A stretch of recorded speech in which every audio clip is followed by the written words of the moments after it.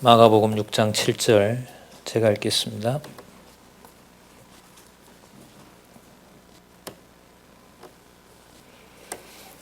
열두 제자를 부르사 둘씩 보내시며 더러운 귀신을 제어하는 권세를 주시고 명하시되 여행을 위하여 지팡이 외에는 양식이나 주머니나 전대의 돈이나 아무것도 가지지 말며 신만 신고 두 벌 옷도 입지 말라 하시고 또 가라사대 어디서든 네 집에 들어가거든 그곳을 떠나기까지 거기 유하라. 어느 곳에서든지 너희를 영접지 아니하고 너희 말을 듣지도 아니하거든 거기서 나갈 때에 발날에 먼지를 떨어버려 저희에게 증거를 삼으라 하시니 제자들이 나가서 회개하라 전파하고 많은 귀신을 쫓아내며 많은 병인에게 기름을 발라 고치더라.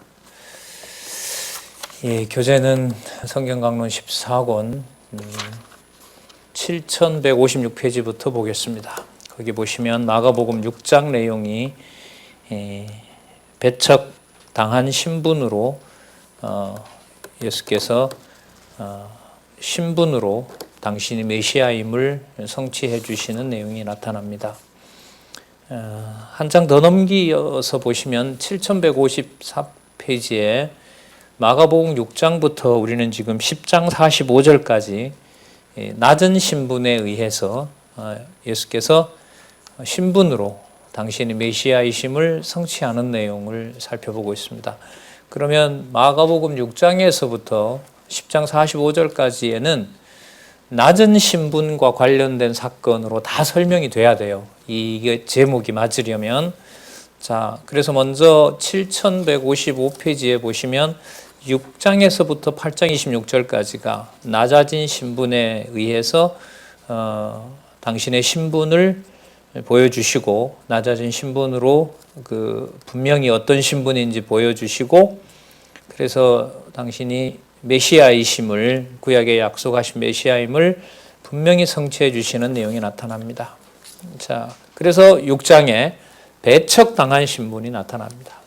그러면 6장에 나타난 모든 사건들은 바로 배척당하는 내용으로 그 신분을 증거하셔야 되는 겁니다. 그러니까 본래 신분이 하나님의 아들이시기 때문에 하나님 아들로서 우리가 생각하는 대로라면 배척을 당하지 마셔야 되는데 하나님의 아들의 신분이므로 본래 신분이 그런 분이시므로 배척을 당해야만 하는 겁니다. 이게 벌써 우리의 생각하고 다른 거죠. 자, 그러면 우리가 6장 1절에서부터 6절까지는 살펴봤습니다. 안식일에 고향 회당에서 가르치시다가 배척당함을 보여주는 내용을 살펴봤습니다. 그러니까 이 사건이 바로 뭐냐면 마리아와 요셉의 아들, 마리아의 아들 또 목수의 아들이 아니라 바로 이분이 하나님의 아들이라는 사실을 증명해 줍니다. 그 낱말을 우리가 2절에 보면 지혜와 권능이다. 사람들이 물론 놀라는 표현이죠. 이 사람의 받은 지혜와 그 손으로 이루어지는 이런 권능이 어찌 됨이뇨. 여기에 놀라고 받아들이지 못하고 약속대로 배척하게 되는 겁니다. 그래서 버림당하는 이 신분이 배척당하는 이 사실이 무슨 증거냐 하면 낮은 신분이고 낮은 신분은 왜 낮아지셔야 되느냐? 하나님의 아들이기 때문에 낮아지셔야 되는 겁니다. 그래서 이 큰 제목이 바로 우리의 생각하고 다르다는 거죠. 그래서 그럼 다르면은 어떤 근거를 가지고 봐야 되느냐? 그걸 여러분들에게 많이 말씀을 드렸습니다. 그래서 마태복음이 필요한 겁니다. 마태복음에 나타난 직임으로 그분이 3직을 가지고 계신 분, 선지자직, 그 다음에 왕직, 제사장직을 수행하시는 메시아라는 것을 확고하게 그 바탕에 두어야 예수님께서 배척당하는 것에 대해서 성경적인 근거를 확보할 수가 있는 것입니다. 그래서 선지자임으로도 배척당하시는 거고요. 왕이기 때문에도 배척당하셔야 돼요. 이제 마태복음하고 연결을 시키면 제사장으로서는 뭐 더 말할 나위 없고요. 그 선지자가 배척받는 거, 왕으로서 왕의 대접을 받지 못하는 거, 그다음에 제사직을 수행하기 위해서 배척당하는 것, 이 모든 것들이 바로 지금 마가복음 6장에서부터 10장 45절까지 낮은 신분에서 드러난다는 겁니다. 그래서 마태복음하고 연결이 된다고 봅니다. 자, 그러면 지금 읽었던 그 6장 7절에서부터 13절에 보면 예수님뿐만 아니라 결국 여기에도 보면 제자들도 그 권세를 받는단 말이에요. 그 권세를 받으면 배척을 당하는 것이 아니라 어떻게 해야 돼요? 이게 존경을 받아야 되는 건데 예수님의 지금 이 하신 말씀에 보면 7절에 보세요. 더러운 귀신을 제어하는 권세를 줬어요. 12제자들에게. 12제자라고 하니까 가룟 유다에게도 줬는가 보죠. 자, 근데 하룻밤에 어쨌든 정한 대로 버리는 거잖아요. 자, 그게 핵심은 물론 여기서 아닙니다. 어쨌든 더러운 귀신을 제어하는 권세를 줬습니다. 그러면 사실은 말씀이 11절에 보면 너희를 영접지 아니하고 너희 말을 듣지도 아니하거든. 이게 바로 예수님께서 고향에서 약속대로 배척당하는 것이나 제자들도 더러운 귀신의 권세를 쫓아내지만 뭘 당하신다? 영접을 받지 못하고 말도 듣지 않는 배척을 당한다. 이게 이제 연결고리가 되는 겁니다. 그러면 못하느냐? 그게 아니에요. 12절에 보시면 제자들이 나가서 회개하라 전파하고, 회개하라고 하는 것은 바로 낮은 신분으로 오신 그리스도가 그분이 야, 소문이 이렇게 날 거 아니에요. 야, 저 예수는 자기네 동네에서도 버림받았대. 우리는 사실 이렇게 말하면 끝나죠. 이 일반적인 정서로는. 야, 저 사람이 고향에서 아주 형편없는 놈이래. 근데 서울에 와서 예를 들면 우리가 얼마 전에 지났습니다만 사회운동을 하고 뭐 정치를 한다고 그래요. 근데 앞에다가 여러분 수식어를 고향에서도 다 버린 놈이래. 그러면 받아들일까요? 안 받아들일까요? 받아들이지 않죠. 이게 안 맞는다는 거예요. 이런 게. 일상적인 어떤 우리 판단으로 맞지 않는다는 거예요. 그러나 흐름으로 보면 성경에 나타난 하나님 계시 중심으로 보면 분명한 거죠. 예수께서 고향에서 약속대로 배척받으신 것처럼 그 권세를 제자들에게 주심으로 그 권세를 받았기 때문에 뭘 당해야 돼요? 배척을 오히려 당해야 되는 이런 논리가 선단 말이에요. 자, 그러면서 13절에 많은 귀신을 쫓아내며 많은 병인에게 기름을 발라 고치더라. 그러니까 예수님께서 가지고 계신 권세를 제자들이 행합니다. 그게 무슨 증거냐 하면 배척받을 것의 증거가 되는 거예요. 이게 여러분 세상에서는 이게 도저히 설명이 안 되죠. 이 흐름을 계속 이제 6장인데 이게 16장까지 이제 계속 이어진단 말이에요. 자, 그러면 여러분 그 다음에 말씀을 드리면 아마 이해가 될 것 같아요. 세례 요한이 와서 목 베이는 사건이 그 다음에 나옵니다. 그럼 연결이 되죠. 자, 예수님이 배척당하시는 것이나 그 다음에 제자들이 권능을 받았지만 배척을 당하는 것이나 그 모든 것들이 이미 구약의 선지자로 온 세례 요한이 뭐 당하는 사건, 네, 그렇죠.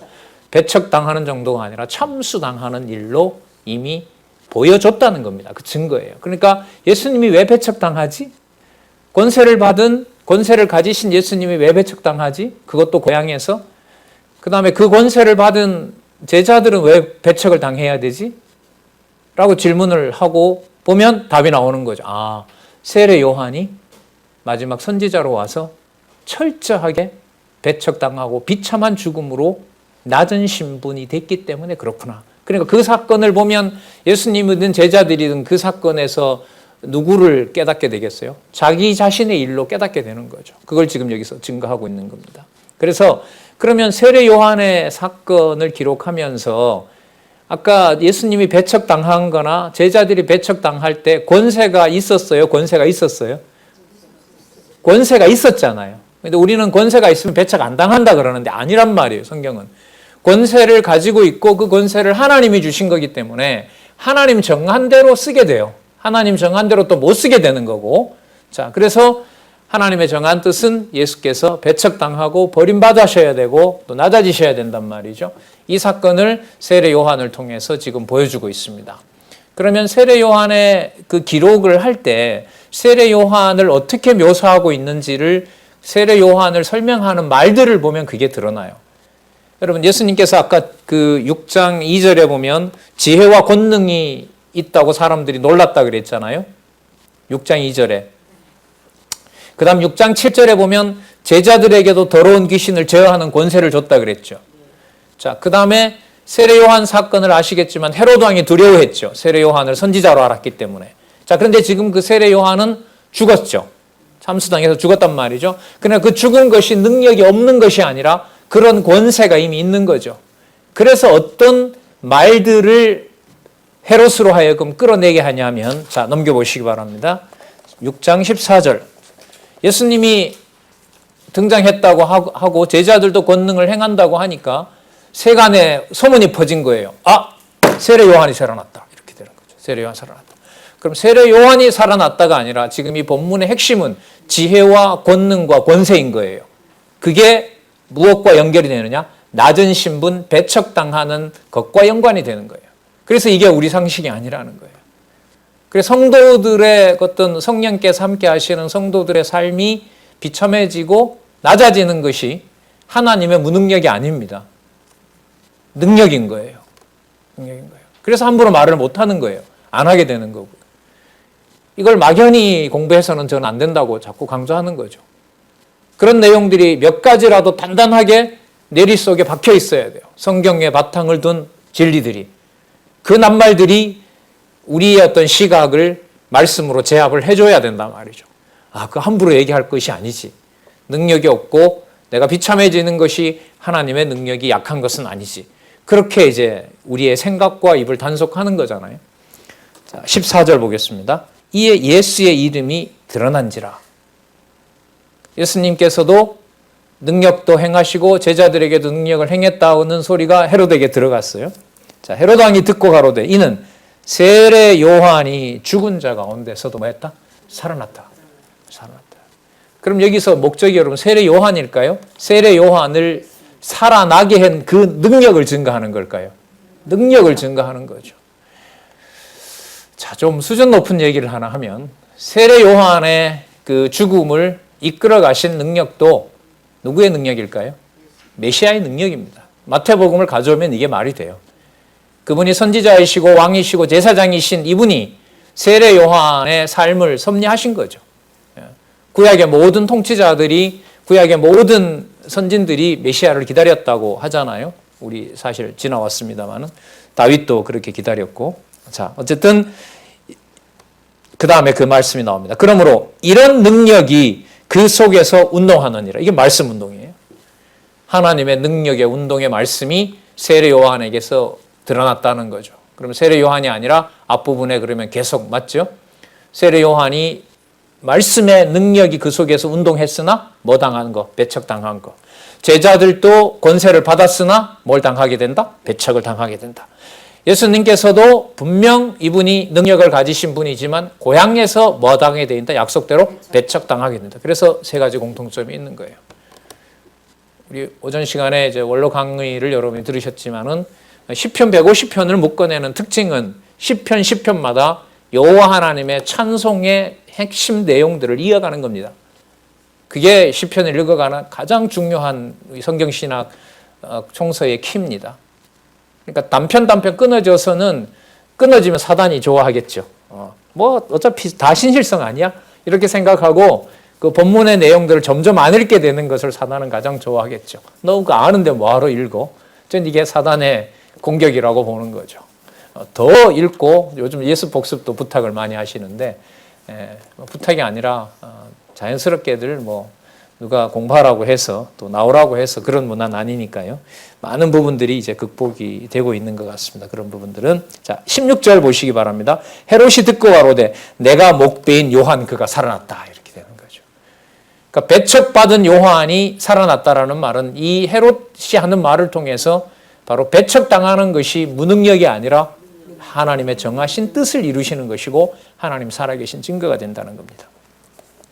자, 그 다음에 그 세례 요한이 그 참수당할 때까지 과정들을 여러 그 사실들을 얘기를 합니다. 이 부인이 아주 인간적으로 못된 여자죠. 그 부정한 결혼이라고 얘기를 하니까 그 세례 요한을 죽이라고 한가 봐요. 그러니까 헤롯이 선지자로 알고 있었기 때문에 그 세례 요한을 건드리지 못했어요. 20절에 보면 헤롯이 요한을 의롭고 거룩한 사람으로 알고 두려워하여 보호하며 그의 말을 들을 때에 크게 번민을 느끼면서 달게 들음이더라. 이렇다고 헤롯이 똑똑하다 이렇게 또 가시면 안 돼요. 헤롯에게 드러났던 세례 요한은 배척받을 자가 아니에요. 여기 보시면 의롭고 거룩하고 헤롯이 두려워했기 때문에 권세를 가지고 있는 자예요. 누구처럼? 예수님처럼. 그리고 제자들이 받은 권세처럼. 그런 데가 아니죠. 그러므로 제자들과 예수님처럼 뭘 받아야 돼요? 배척을 받아야 돼요. 이게 핵심인 거예요. 이런 구성을 어떻게 이걸 이렇게 해나가는지 진짜 성경은 성경이에요. 이걸 어떻게 윗제목에서 여러분 6장에서부터 10장 45절까지가 낮은 신분인데요. 이 단락에 넣은 것만 하더라도 여러분 이게 한 30가지가 돼요. 6장에서부터 여러분 10장 45절까지 제목이 낮은 신분의 연성티잖아요. 근데 6장에서부터 10장 45절까지 사건만 모아도 30가지가 넘는다고요. 30가지가 전부 다양한 사건이에요. 그런데 그 다양한 사건 30가지가 전부 어떤 주제에 맞아 들어가요? 낮은 신분에 맞아 들어간다는 거예요. 이걸 여러분 받은 거예요, 우리가. 어떤 대가도 없이. 아무리 확인해도 맞고요, 여러분. 지금 우리 3가지 확인했잖아요. 전혀 다른 사건인데 그 중간중간에 뭐가 있어요? 하나님의 계시를 분명히 보여주는 핵심 개념들이 거기 등장하고 있잖아요. 그래서 전 보고 싶어요, 자꾸. 10개를 확인했는데 2, 3일 지나면 서너 개가 사라지니까 그 사라지는 게 두려운 거죠. 지적으로 불만족스럽다는 것도 되겠지만 인간이기 때문에 지식을 갈구하는 인간이기 때문에 그런 말도 가능하지만 그 낱말들이 사라지는 것이 성경을 하나님의 말씀으로 보는 내가 사단에게 지는 것 같아요. 그래서 잠시 뭔가 더 제쳐놓고 뭔가를 빨리 끝내고 성경으로 들어오고 싶은 거죠. 그러면서 또 사단과의 전쟁이 시작되죠. 너 많이 알잖아. 정리 잘하네 너. 끊임없이 전쟁이 일어나는 겁니다. 내면에서는. 그래서 이게 여러분 죄인의 눈이라고 하는 것을 개론 공부하면서 본문에 내려와서 공부하면서 더 철저히 느껴야 돼요. 더 철저히 깨닫게 합니다. 이게 무슨 말이냐면 그 전쟁이 사단과의 그 진리에 대한 그 진리를 어느 정도 됐다는 그 자만심과의 투쟁이 여러분 뭐로 드러나냐 하면 우리 말씀운동 역사에서는 큰 틀은 박용규 목사님이 했고 작은 틀 나는 역사나 이런 데 초점을 맞춰서 하겠다. 그래서 밑으로 내려온단 말이죠. 그리고 그 낱말이나 어떤 한 사건의 전문가가 돼요. 그러면 전체가 무너져요. 그러면 사단은 이렇게 노리겠죠. 너 전체 다 알잖아. 다 어차피 언약 성취 아니야? 그거겠죠. 그러니까 본문을 봐도 된다? 안 봐도 된다? 안 봐도 된다. 좋다. 뭐 다 어차피 위로 올라간다며. 이렇게 나를 유혹하는 거죠. 그러나 그 진리의 말씀을 보지 못하도록 유혹한다는 것을 평이하게 받아들일 수가 있을까요? 절대로 없습니다. 절대로 없습니다. 예수님께서 뭐라 그러셨어요? 1.1핵이라는 말을 써버렸어요. 점이 어디에 찍혀 있는지까지 고려하신 거죠, 예수님께서. 그러면 여러분 성경 강론 총서, 성경 강론 전집, 만여 페이지라고 하는 것은 여러분 그냥 이어집니다 이런 거겠어요? 아니죠. 낱말 하나도 그 자리 거기에 있어야 되는 거예요. 물론 원문에 대한 강조인 거죠. 원문은 물론 없지만 사본, 그리고 그 사본을 번역해서 한글로 번역해 놓은 지금의 여러분 성경신학 총서. 이걸 좀 학교에 날리려고 하는데요. 모르겠습니다. 사단과의 전쟁이 또 어떻게 시작이 될지 방해를 하겠죠, 당연히. 방해하지만 뭐 막히고 뚫어주고 하는 것은 이미 예수님 아까 제자들에게 약속해 준 것처럼 받을 자는 머물게 하도록 허락할 것이고 그렇지 않을 자는 먼지 떨고 나오면 되는 것이고 중요한 것은 살아계신 바로 배척당하는 그리스도가 분명 살아계신 하나님의 아들 그분이 바로 메시아라는 것을 증거하는 거기에만 초점을 맞추면서 가면 되니까요. 자, 세례 요한을 이렇게 등장시켜서 세례 요한을 통해서 낮은 신분으로 연결을 시키고 있습니다.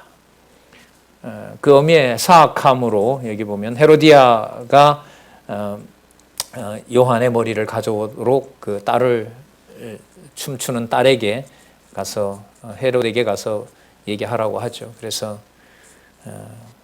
24절에 보면 저가 나가서 그 어미에게 말하되 내가 무엇을 구하리이까? 그 어미가 가로되 세례 요한의 머리를 구하라. 이 사단이 하는 일이죠. 세례 요한 치워버리면 자기 마음이 편할 줄 알았죠. 그러나 하나님께서 정해놓은 이 놀라운 섭리를 어떻게 이해를 하겠어요? 이런 사악한 마음으로. 그러니까 알 수가 없어요. 깨닫게 하지 않으면 진짜. 자, 25절에 저가 곧 왕에게 급히 들어가 구하여 가로되, 엄마 말을 듣고 가서 쫓아 들어간 거죠. 빨리 목을 잘라서 엄마한테 갖다 주려고. 여러분, 그것도 진짜 하나님 하시는 걸까요? 헤로디아 딸이 막 쫓아 들어가서 요한의 머리를 주세요라는 것도 하나님 하시는 거 맞나요?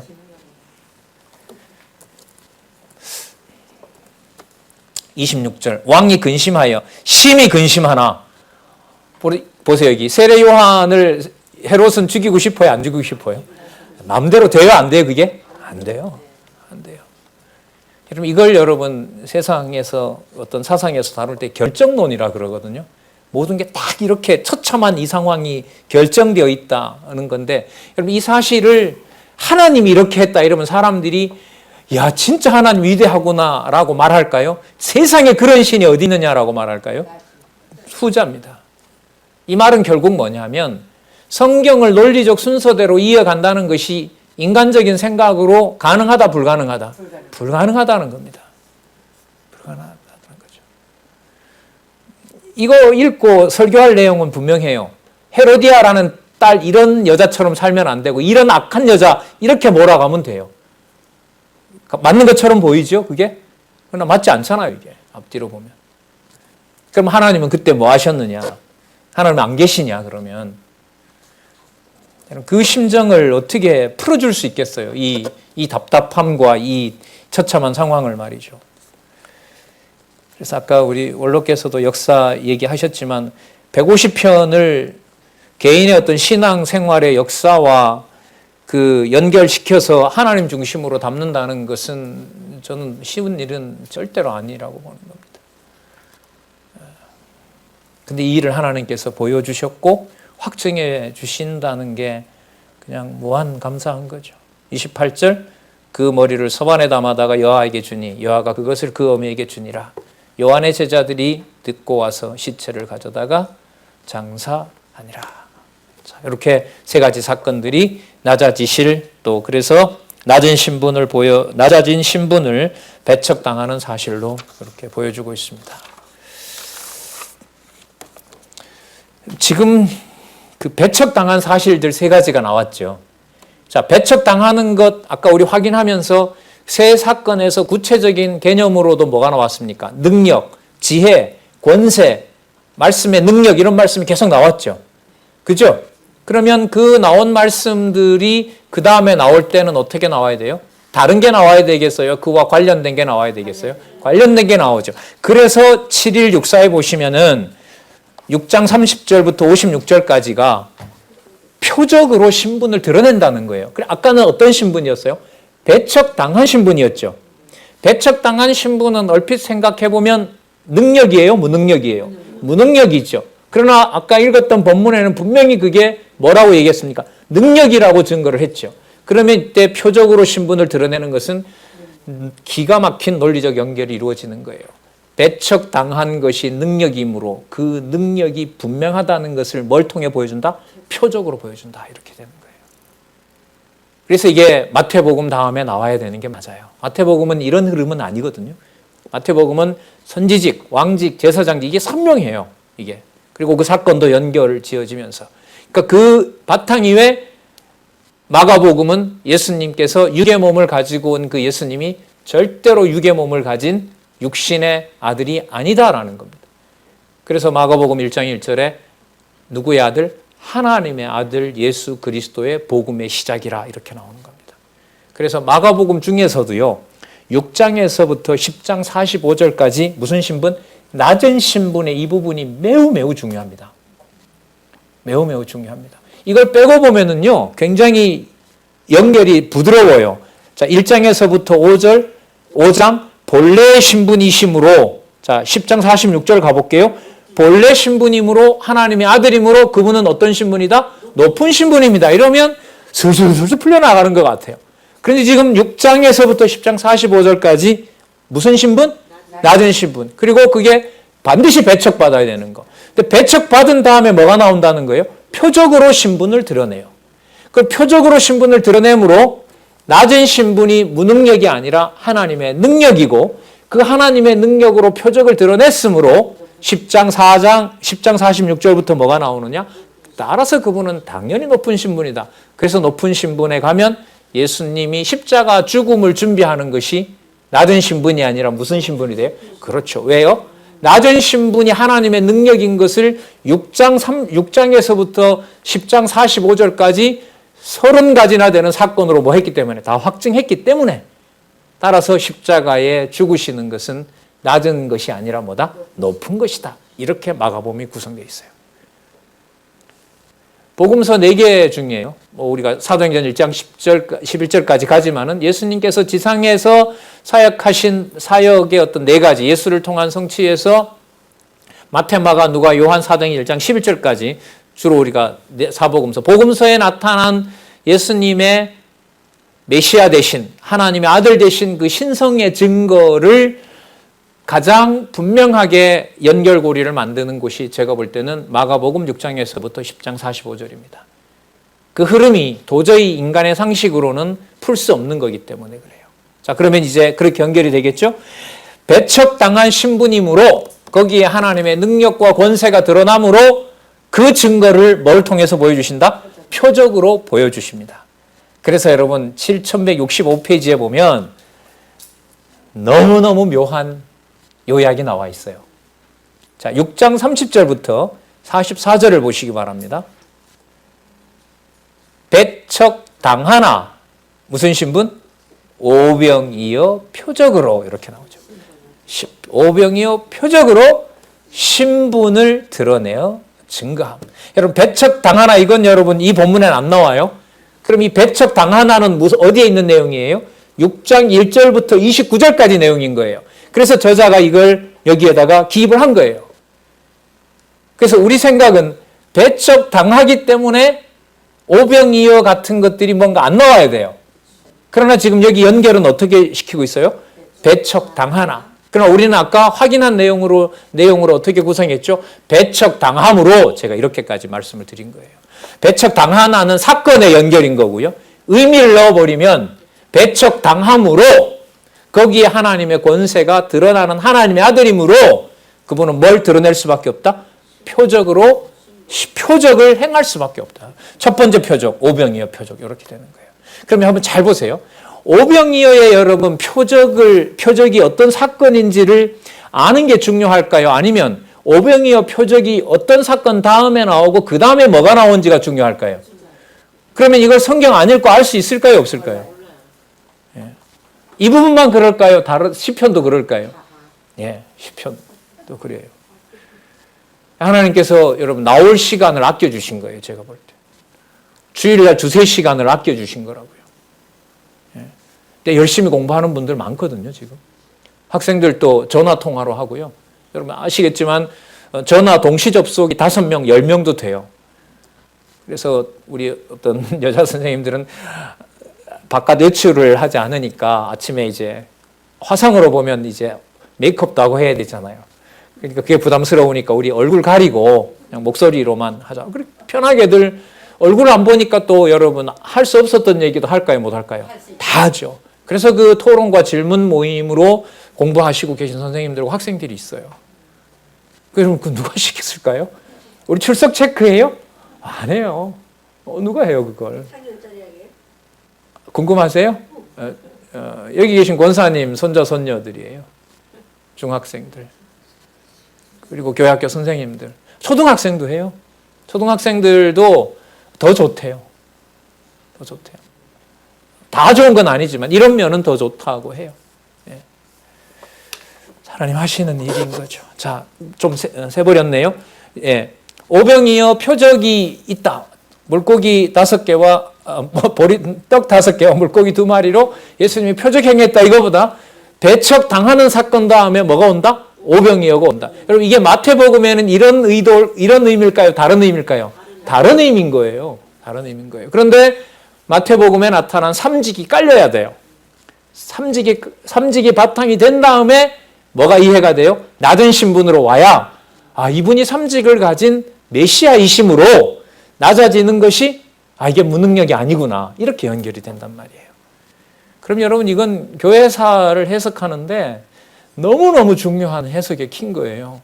하나님이 능력이 없어서 일제시대 때 그렇게 많은 순교자들을 했고 공산당에 의해서 죽었고 창에 찔려서 죽고 총에 맞아 죽고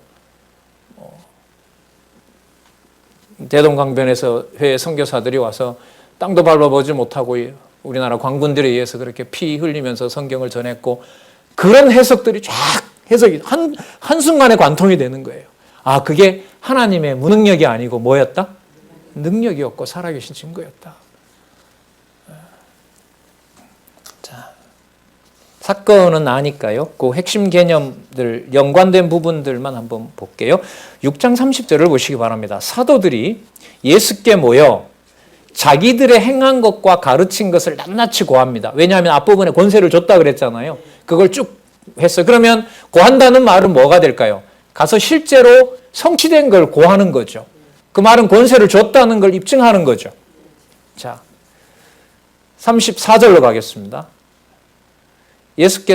무리들이 모였습니다. 예수께서 나오사 큰 무리를 보시고 그 목자 없는 양 같음을 인하여 불쌍히 여기사 이에 여러 가지로 가르치시더라. 아까 여러분 30절에 보면 제자들은 갔다 와서 이제 가르치고 행한 것을 보고했고요. 모여든 큰 무리들에게는 예수님께서 여러 가지로 가르쳐 주시고요. 자, 이제 표적을 행하셔야겠죠. 자, 30절, 36절 무리를 보내어 두루 촌과 마을로 가서 무엇을 사 먹게 하옵소서. 예수님께서 그 사람들이 많으니까요. 이제 먹을 때가 돼서 이제 먹여야 되는데, 그러니까 제자들에게 얘기했더니 제자들이 이제 촌과 마을로 가서 각자 사 먹게 하십시오. 그럽니다.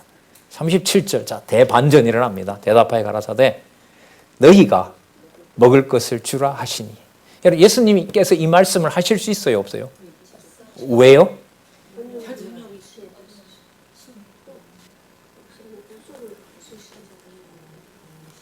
하셔도 돼요, 이게 맥락으로 보면. 왜냐하면 앞부분에 제자들에게 이미 뭘 줬어요? 권세를 줬죠? 그리고 권세를 주고 가서 뭐 했어요? 행했죠? 가르치기도 했어요. 그래서 와서 보고를 받은 거예요. 그러면 제자들의 입장에서 본다면은 예수님께서 권세를 준 것을 뭐 했어요? 확증했잖아요. 그러면 이 많은 사람들에게 떡을 줄 수도 있죠. 있죠. 그럼 떡을 줄 수도 있는 것이 제자들의 권세에 달려 있을까요? 예수님께서 낮아지신 분임으로 그분이 가지고 계신 능력을 드러내는 데 있을까요? 능력을 드러내시는 데 있는 거예요. 근데 제자들도 계속 깨닫게 하고 이렇게 알려주셔야 되는 거죠. 38절에 보면 37절 끝에 보면 우리가 가서 200데나리온의 떡을 사다 먹이리까 빈정되는 거죠. 200데나리온은 노동자가 200일 벌어야 되는 거니까요. 하루 10만 원 벌어서 생각하면 어마어마한 군중인 거죠. 돈도 없을 뿐더러 지금 이 말에 의하면 200데나리온 가서 풀어서 사올까요? 없는 줄 아는데 선생님 왜 그러세요? 이러는 거죠. 예. 그러니까 여기서 보면 제자들이 권능을 받았다는 게 자랑할 것이 이게 목적이 아닌 거예요. 그러니까 능력 달라고 부르짖을 필요가 없는 거죠. 예수님께서 물어요. 떡 몇 개나 있느냐? 가서 보라 하니 알아보고 와서 떡 5개와 물고기 2마리입니다. 제자들에게 뭐라 하면 때를 지어서 푸른 잔디 위에 앉게 합니다. 100명씩 앉고 50명씩 앉았어요. 41절 예수께서 떡 5개와 물고기 2마리를 가져사 하늘을 우러러 축사하시고, 자, 이게 좀 중요하다고 마태복음 나왔을 때 얘기를 했었잖아요. 하늘에다가 축사하신다라고 하는 것은 지금 이 상황에서는 여러분 신분과 관련되는 거예요. 아버지의 이름과 연관이 돼요. 어쨌든 자, 떡을 떼어 제자들에게 주어 사람들 앞에 놓게 하시고 또 물고기 2마리도 모든 사람에게 나누어 주심에 다 배불리 먹고 남은 떡 조각과 물고기를 12바구니에 차게 두었으며 떡을 먹은 자가 5,000명이었더라. 이렇게 되는 겁니다. 자, 그럼 이거는 사건을 통해서 예수님께서 가르친 무리들에게 오병이어로 당신이 누구이시라는, 그렇죠, 하나님의 아들의 신분이라는 사실, 하나님의 아들의 신분을 가지고 온 하나님의 구약의 언약한 메시아라는 사실을 확증해 주는 사건이 되는 거죠. 이 사건을, 재밌는 게 여러분, 제자들이 권세를 행한 것, 가르치고 행한 것하고 또 오병이어에서는 제자들이 그 권세를 사용하지 못하도록 한 거, 그러니까 누가 하게 해주셔야 가능한 거, 그렇죠, 예수께서 해주셔야 가능하다라는 것을 잊지 않고 제자들에게 꼭 물어봐야 여러분 오병이어가 일어나요. 예수님께서 안 물어보고도 오병이어 표적 일으킬 수 있어요? 안 물어봐도 되죠. 예수님이 뭐 허락을 받을 일도 없고요. 그런데 왜 그렇게 하셨을까요? 깨닫게 하려고. 자, 여러분, 그 다음에 여러분, 제가 말씀을 드릴 테니까 연결이 되나 보세요. 그 다음에 뭐가 나오냐면 바다 위로 걸으시는 표적을 보여주세요. 여러분, 아까 오병이어에 보면 제자들은 할 수 있는 상황으로 가요, 할 수 없는 상황에다 데려다 놔요. 그러니까 당신이 표적을 일으키잖아요. 그러면 바다 위로 걸어오시는 것도 같은 맥락이 만들어지죠. 그러니까 오병이어를 제자들은 할 수가 없잖아요. 오병이어로 5,000명을 먹일 수가 없잖아요. 그 다음에 바다 위로 걸을 수 있어요, 없어요? 없어요. 그러니까 이 두 가지만 보더라도 제자들에게 예수님께서 표적을 통하여 보여주시면서 당신이 죽으시는 것이 무능력이 아니라 하나님의 정하신 뜻을 이루는 하나님의 능력으로 하나님의 아들 되신다는 것을 확고하게 보여주시는 과정이라고 보시면 돼요. 그래서 마가복음에서 버림당하는 내용과 뭐가 붙어 있어요? 표적이 붙어 있어요. 이게 아주 중요한 특징이에요, 마가복음. 신앙생활을 우리가 가정교회에서부터 교회관을 수립할 때도 저는 이게 마가복음이 너무 중요했었어요, 사실.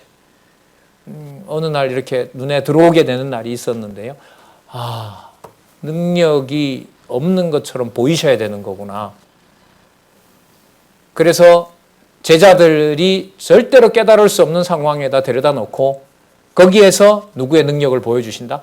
하나님의 능력을 보여주신다. 그러면 개인의 어떤 신앙생활에 관련된 과거, 현재, 미래의 역사든 한국 교회의 역사든 세계 교회의 역사든 간에 교회가 비참해지고 또 비참하게 당하는 모든 사건들이 하나님 살아계시지 않은 것이 아니라 낮은 신분의 그리스도의 능력을 분명히 보여주는 사건이 바로 그런 사건이었구나. 이게 쫙 정리가 되는 거예요. 이게. 여러분, 이거는 학교 교육에서 이런 해석의 틀을 줄 수 있을까요? 없을까요? 없죠. 그러려면 그 사람들이 다 성경 보게요. 학교 교과서가 다 뭘로 바뀌어야 되겠어요? 성경으로 바뀌어야 되잖아요. 그런 일은 안 일어나니까요. 그러나 하나님 살아계신 것을 확증하게 해주는, 또 그걸 받아야 될 그 증인들에게는 분명하게 보여주시는 거죠. 그래서 여러분, 뭐가 나오냐면 바다 위로 걸어오는 표적이 나와요. 여러분, 얼마나 재밌게 시작하는 줄 아세요? 6장 45절 보세요. 예수께서 즉시 제자들을 재촉하사 자기가 무리를 보내는 동안에 배 타고 앞서 건너편 베세다로 가게 합니다. 막 서둘러요. 뭘 일으키려고요? 표적인데 예수님 걸어오시기 전에 바다에 뭐가 일어나게 만들어요? 풍랑이 일어나서. 그러니까 배가 뭐하게? 뒤집힐 상황이 된단 말이에요. 그러니까 1차적으로는 뭘 만들어내려고 재촉해요?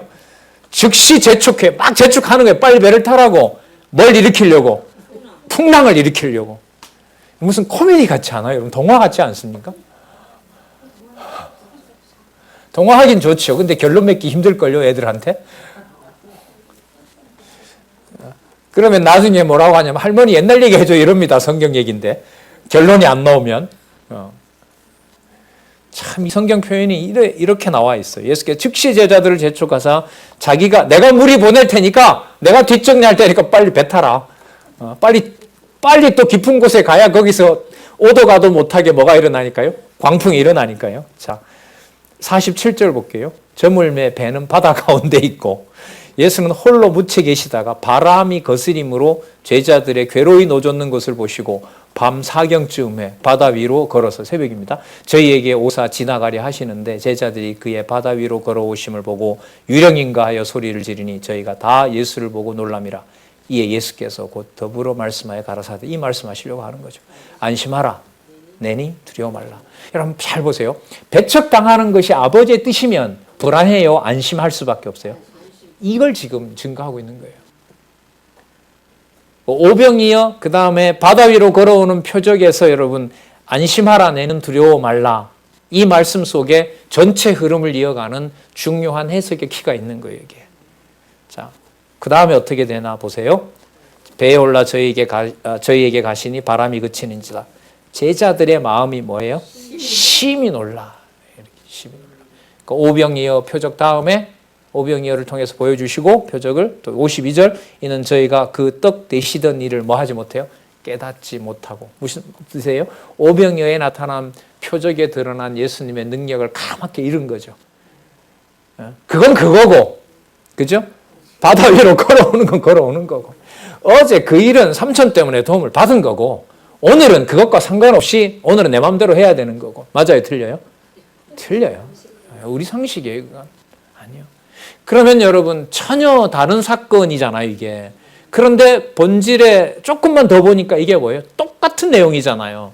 예수께서 낮아지신 것이 불안하게 만들려는 것이 아니라 뭐 하시는 능력을 가진 분이다? 안심시키는 능력을 가진 분이다는 걸 증거하는 거잖아요. 그 떡 되시던 일을 깨닫지 못하고 도리어 그 마음이 둔하여졌습니다. 그러면 낮아지게 하시는 것이 하나님의 능력, 예수님의 능력이구나. 여러분, 여러 번 반복한다고 저절로 낮아질 수 있을까요? 아니면 불가능할까요? 불가능합니다. 불가능합니다. 아버지께서 원하시고, 하나님 아버지께서 정해놓으셨고, 하나님 아버지의 보내신 성령으로 낮아지지 않는 것은 자기 몸을 불사름에 내어줘도 뭐라고요? 아무것도 아닌 겁니다. 아무것도 아닌 거예요. 그래서 예수님의 행위는 따라하라고 준 게 아닙니다. 그분의 가진 능력, 그분이 하나님의 아들 되신 증거, 이것을 확증해 줌으로써 성령께서 지금 나에게 주신 모든 조건들이 내 불만을 넘어서서 누가 능력자임을, 여호와 하나님이 능력자이심을 증거하게 하고 계시하게 하는 것이 바로 성경의 기록 목적이기 때문에 그렇습니다. 여러분 예수님이 이 사건에 보면 이 의미 분석 중심으로 그 연결을 지어나가는 해석들은 끝에 보면 나옵니다. 주로 사건은 앞에 나오고요. 그 사건 중반 이후로부터 연결고리들이 나와요. 자, 아까 51절 나왔죠? 52절에 그 떡 되시던 일을 깨닫지 못하고 오히려 그 마음이 둔하여졌습니다. 둔하게 했고 아까 오병이어는 능력을 보여주신 거고. 자, 여러분 그 다음에는 뭐가 나오냐면요. 이제까지는 제자들과 함께 보여주신 거잖아요. 근데 그 다음에 여러분 넘겨보시면 6장 53절에서부터 56절에 보면 옷가에 손대는 병자를 고치는 표적으로 신분을 증가하십니다. 그러니까 여기는 사람들에게 당신의 능력을 보여주는 거죠. 그러니까 제자들에게는 오히려 뭐하게 하고요? 둔하게 해버렸고요. 깨닫지 못하게 해버렸고 지금 여기서는 대중들에게는 어떻게 해주세요? 56절 보세요. 아무데나 예수께서 들어가시는 마을이나 도시나 촌에서 병자를 시장에 두고 예수의 옷가에라도 손을 대게 하시기를 간구하니 손을 대는 자는 다 성함을 얻으니라. 그러면 아까 6장 30절부터 시작했던 오병이어 표적, 바다 위로 걸어오는 표적, 옷가에 손대는 병자들 다 고치는 표적, 여기에서 이분이 바로 누구이심을? 메시아이심을, 하나님의 아들로서 가지고 있는 능력을 보여주는 표적을 행하도록 하신 거죠. 그게 앞부분에 뭐와 연관이 되어 있다고요? 어떤 신분으로? 배척당하는 신분으로. 그러면 분명해지죠. 배척당하는 것이 권세가 없어서가 아니라 권세를 뭐 하는 것이다? 보여주시는 것이다. 그래서 나중에 지금부터 이제 나올 거예요. 예수님께서 몇 차례 뭐라고 얘기하시냐면 내가 죽었다가 살아난다 이 말씀을 하시는 거예요. 그 말을 괜히 하셨으면 우리도 헷갈린단 말이에요. 근데 지금 여기 보시면 죽으시는 것이, 배척당하는 것이 당신이 무능력이 아니라 당신께서 아버지가 정해놓은 자리로 가는 거예요. 육의 몸을 입혀준 목적이 바로 뭐냐면 그 육의 몸을 어디에다가, 십자가에다가 철저하게 고립시키고 처참하게 제물되게 하는 거였어요. 그것이 아버지가 정해놓은 뜻인 거죠. 아버지의 정하신 뜻을 한치의 불평도 없이, 한마디 불평도 없이 수행할 수 있는 분은 한 분밖에 안 계세요.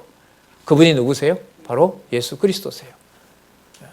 그 흐름이 여러분 마가복음 1장에서부터 연결이 되고 있는 겁니다. 자, 7장에서부터 8장 26절에 한번 보시기 바랍니다. 7장에서부터 8장 26절에 보시면 어떤 신분으로 나오죠? 버림당하는 신분이 나옵니다. 이렇게 돼 있어요. 아까 여러분 배척당했죠? 표적 보여줬죠? 그러면 이 두 가지를 합하면 어떻게 돼요? 배척당하신 분이 능력이 없는 것이 아니라 능력이 있는 하나님의 아들이다. 딱 묶였죠? 자, 그러면 하나님의 아들임으로 누구의 뜻을 이루셔야 돼요? 아버지의 뜻을 이루어야 돼요. 아버지의 뜻은 일단 뭐 하셔야 돼요? 죽으셔야 돼요. 그래서 무슨 내용이 나오는 거예요, 지금? 버림당하는 얘기가 7장에서부터 8장 26절까지 나오는 겁니다. 그 다음에 8장 27절부터는 이제 실제로 말씀만 하셨을 뿐만 아니라 뭐 하셔야 되냐면 이루셔야 되잖아요. 그 이루시는 내용들이 여러분 여기에 이제 나타나게 됩니다. 자, 버림당하는 신분 좀 더 볼게요. 버림당하는 신분에 보면 하나님의 말씀을 버린다는 책망을 통해 버림받을 신분을 증거하시는 내용들이 나타납니다. 자, 사건은 좀 바뀌지만 흐름은 계속 이어지고 있습니다. 7장 1절에 보시면은 바리새인들과 또 서기관 중 몇이 예루살렘에서 와서 예수님 따라왔어요. 예수께 모였다가 그 제자 중 몇 사람의 부정한 손, 곧 씻지 아니한 손으로 떡 먹는 것을 보았습니다. 그래서 이 바리새인들과 유대인들이 왜 장로들의 유전을 지키지 않느냐, 그러니까 왜 전통을 지키지 않느냐. 그리고 전통은 손 씻고 먹어야 되는 거예요. 그게 일단은 뭐 건강상 이런 게 아니라 종교적 규율인 거예요. 이걸 예수님의 제자들이 어긴단 말이죠. 자, 5절에 보면 이에 바리새인들과 서기관들이 예수께 묻되 어찌하여 당신의 제자들은 장로들의 유전을 준행치 아니하고 부정한 손으로 떡을 먹나이까. 6절, 자, 이제 예수님께서 해석에 들어갑니다. 가라사대 이사야가, 자, 구약의 근거입니다. 너희 외식하는 자에 대하여 잘 예언하였도다.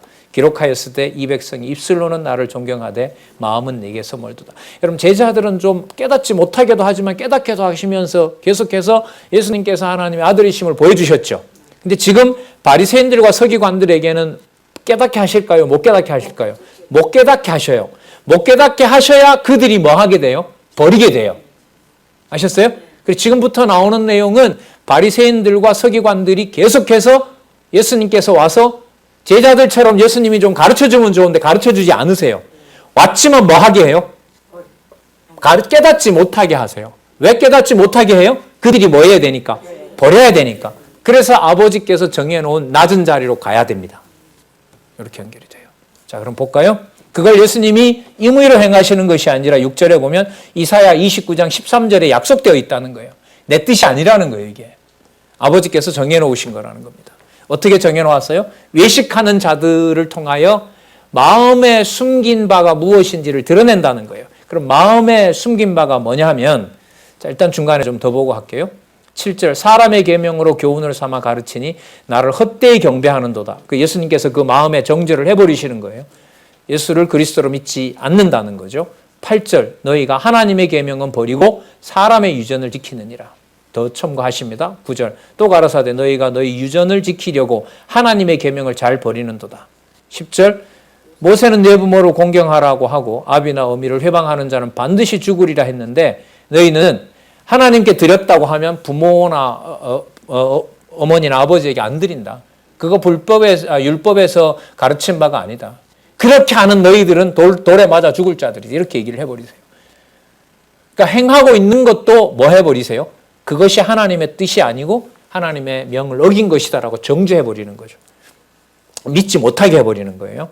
12절, 제 아비나 어미에게 다시 아무 것이라도 하여 드리기를 허하지 아니하여 13절, 너희의 전한 유전으로 하나님의 말씀을 폐하며 또 이 같은 일을 많이 행하느니라. 자, 그러면 제자들과는 달리, 그리고 아까 백성들과는 달리 바리새인들과 서기관들은 믿게 하세요? 믿지 못하게 하세요? 믿지 못하게 하시죠. 왜 믿지 못하게 하세요? 낮아질 신분을 준비하셔야 되니까요. 버림받는 신분으로 가셔야 되기 때문에 이들을 통한 제자들이 공모해서 로마 군인이나 공모해서 버릴 수는 없잖아요. 물론 뭐 가룟 유다가 팔긴 하지만은요. 그러나 바리새인들과 서기관들을 통해서 버림받는 신분, 버림당하는 신분, 그래서 낮은 신분으로 가는 일이 정해져 있기 때문에 7장에서부터 믿지 못하게 하고 구약의 약속대로 그네들이 예수님을 버릴 것에 대한 내용을 이렇게 시작하시는 겁니다. 자, 예수님이 그러면 그 다음에 하시는 말씀이 좀 더 강한 얘기를 하실까요? 저주와 관련해서 좀 더 강한 얘기를 하실까요? 좀 감싸 주실까요? 바리새인들을 강하게 하죠. 여러분, 그래서 그 다음에 보면요, 그 본성까지 저주해 버리세요. 그게 여러분 7장 21절에 보면 나옵니다. 이렇게 연결이 돼요. 너희들은 바탕부터가 절대로 누구를 알아볼 수 없게 되어 있다. 나를 메시아로 하나님의 보낸 아들로 너희들은 알아볼 수 없게 되어 있다. 이렇게 연결이 되는 겁니다. 예. 오늘 여기까지 하겠습니다. 나머지 부분들 공부하시는데 오늘 공부한 것이 도움이 되었으면 좋겠습니다. 기도하겠습니다. 하나님 아버지 감사합니다. 귀한 시간 주셔서 진리의 말씀 확인하는 시간 갖게 해주셨습니다. 함께 할 수 없는 많은 죄 지체들 하나님 정하신 그 시간까지 그곳에서 게으르지 않고 우리 모두 더 열심히 진리의 말씀 사랑하는 진리의 투사들로 하나님께서 양육시켜 주시옵소서. 예수님의 이름으로 기도드렸습니다. 아멘.